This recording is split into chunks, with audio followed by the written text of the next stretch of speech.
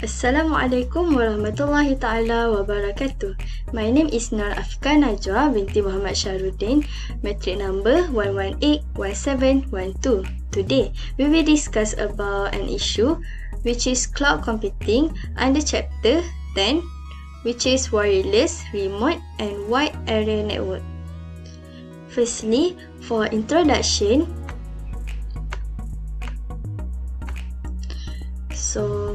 basically, what is cloud computing? So, cloud computing is the delivery of on-demand computing service from application to storage and processing power, typically over the internet and on a pay-as-you-go basis. Cloud computing consists of three distinct types of computing service delivered remotely to client via the internet. Clients typically pay a monthly or annual service fee to providers to gain access to systems that deliver software as a service, platform as a service, and infrastructure as a service to subscribers. Clients who subscribe to cloud computing service can reap a variety of benefits depending on their particular business needs at a given point in time. The days of large capital investment in software and IT infrastructure are now a thing of the past for any enterprise that chooses to adopt the cloud computing model for procurement of IT service. So next, we move why we choose cloud computing as an issue. So this is because it has seen the fastest adoption into the mainstream than any other technology in the domain. This adoption has been fueled mainly by the ever-increasing number of smartphones and mobile devices that can access the internet. Cloud computing is not just for organization and business, but it is also useful for the average person as well. It enables us to run software programs without installing them on our computers. Besides, it enables us to store and access our multimedia content via internet.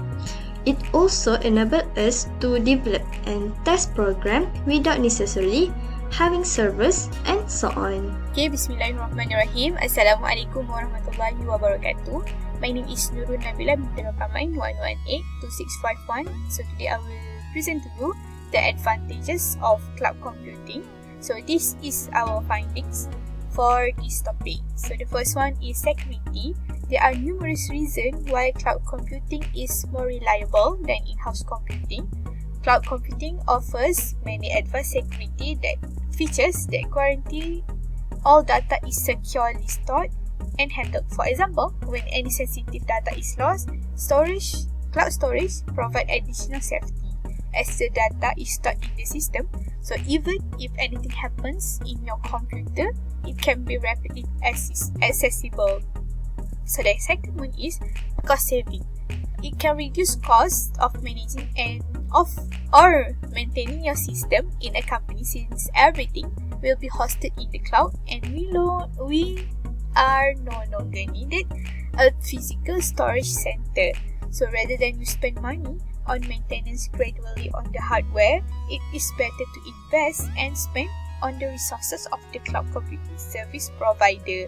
In addition, if a company decided to run a hardware, they need a secure room to set them up. If they do not own one, they need to build one on site. So server also need a constant cooling to make it work properly. So the company also need money extra cost to prepare some brutal air conditioning costs.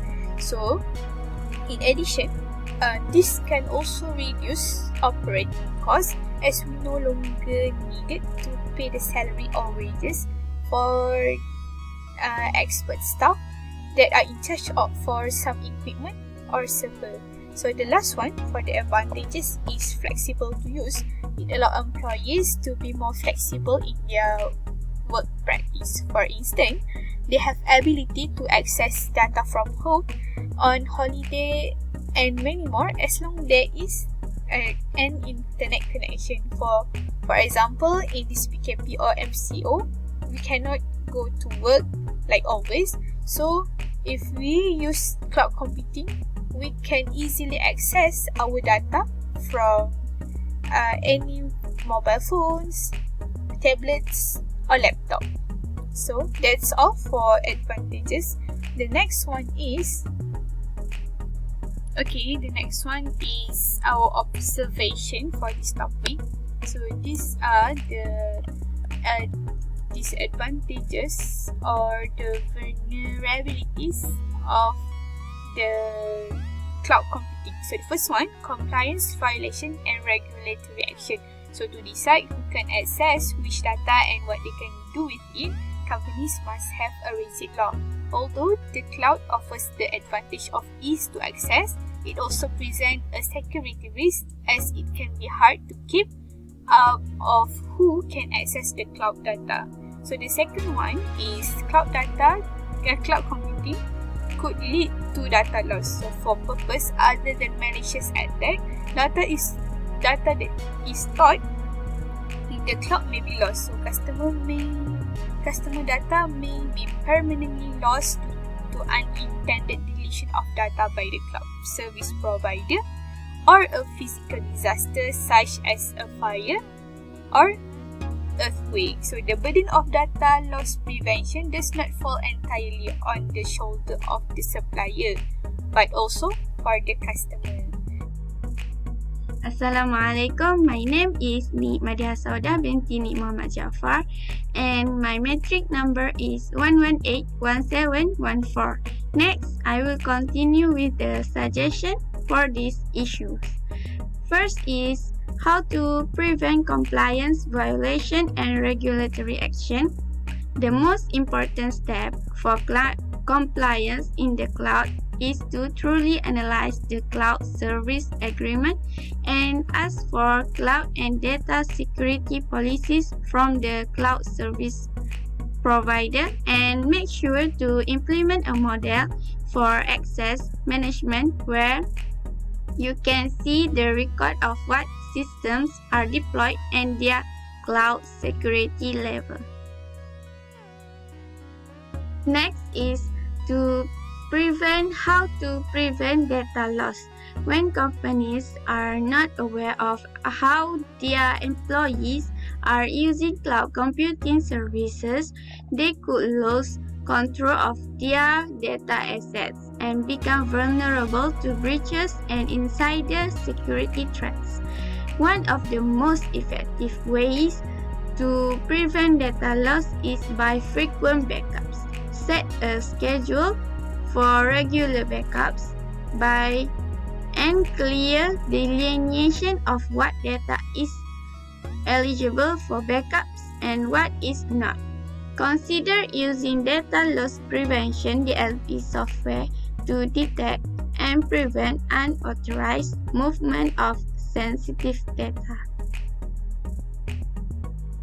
Last is the conclusion of this issue. First is it is important to remember that cloud service provider CSP use a shared responsibility model for security. The CSP accepts responsibility for some aspects of security. Other aspects of security are shared between the CSP and the consumer.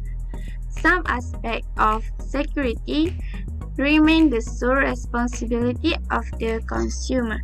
Next is the effective cloud security depends on knowing and meeting all consumer responsibilities. Consumers' failure to understand or meet their responsibilities is a leading cause of security incidents in cloud-based systems. That's all from us. Thank you.